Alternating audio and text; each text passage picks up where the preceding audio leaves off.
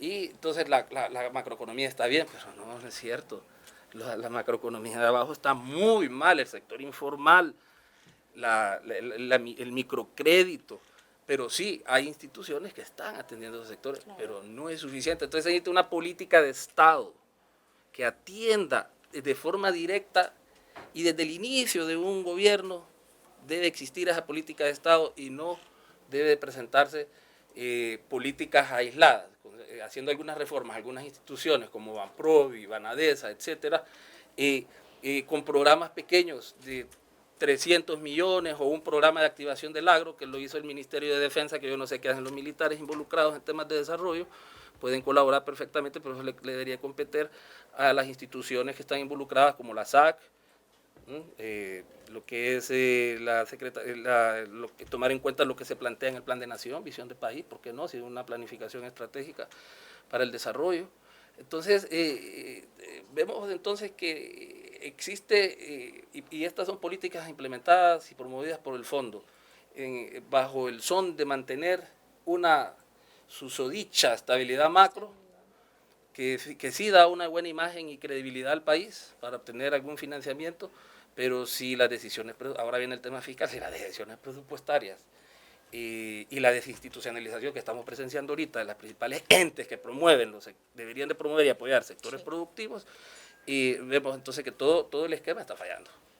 Sí, muy cierto. Y es importante también que como academia nosotros le demos importancia a esos indicadores que no son los macro, porque como usted mencionaba, que normalmente el indicador universal que se utiliza para medir la estabilidad de un país, normalmente el que es tomado en cuenta es el PIB, pero realmente económico. Sabemos que solamente mide bienes transables, no mide bienes que realmente son de manera intermedia. Entonces es importante que nosotros hagamos conciencia de esto también, que sepamos que muchos de los problemas se pueden resolver de esta forma, utilizando esa liquidez y ayudando a estas pequeñas empresas, porque esto es un mecanismo que eventualmente va a producir empleos. Mire, existen instituciones como la Fundación Coelho, que han logrado penetrar a muchos sectores en el tema del microcrédito.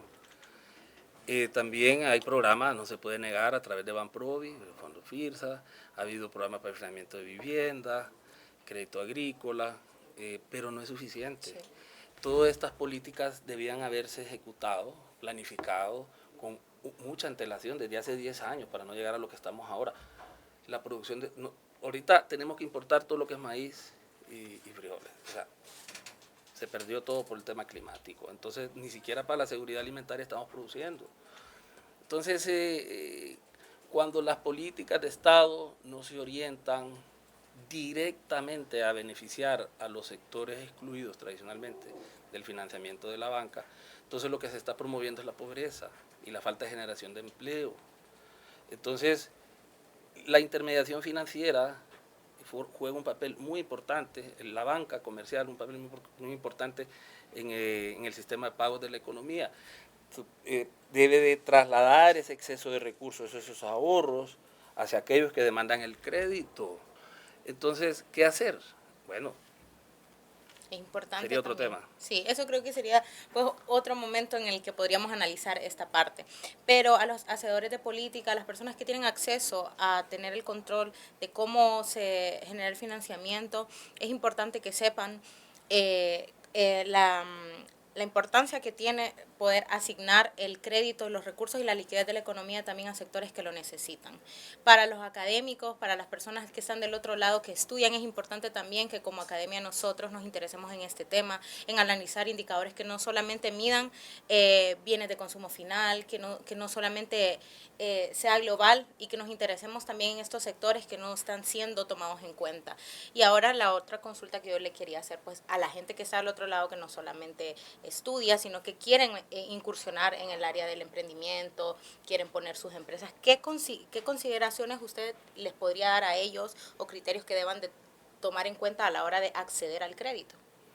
Bien, primero deben de constituirse. No todos nacen para ser emprendedores, no todos nacen para dirigir un negocio. Claro.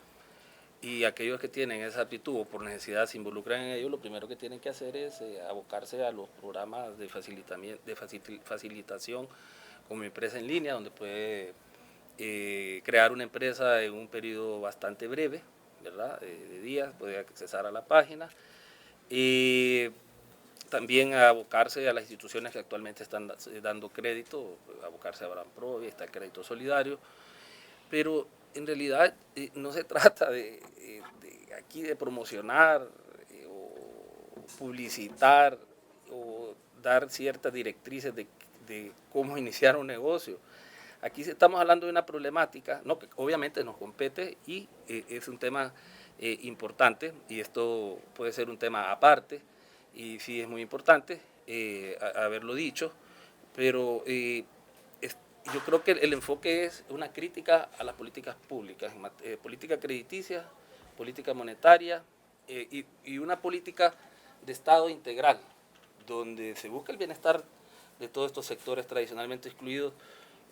El punto de partida es cuánto porcentaje de pobreza extrema tenemos, cuántas familias viven en esa extrema pobreza, 40 o 43%, cuál es el índice de pobreza, cuánto es la pobreza en Honduras, 60 y pico %. Entonces, se trata entonces de que si la banca tradicional no va a cambiar sus prácticas amparadas en normativas que se deben aplicar a países desarrollados, dejando un poco el tema de la vulnerabilidad, porque no solo es el sector agrícola, hay otros sectores que pueden ser dinamizados y dirigírsele también el crédito. Entonces, el punto neurálgico es que si la banca no va a ejecutar su papel para atender ese sector de abajo, deben de buscarse otros mecanismos innovadores, por ejemplo, los fondos de garantía recíproca. Excelente, el mismo presidente ha hablado de que se ha capitalizado el fondo de garantía recíproca, donde estas instituciones dan el aval cuando el demandante del crédito no tiene, entonces ellos se lo dan y tienen una posibilidad de acceso al crédito. La banca de desarrollo está jugando un papel bien importante.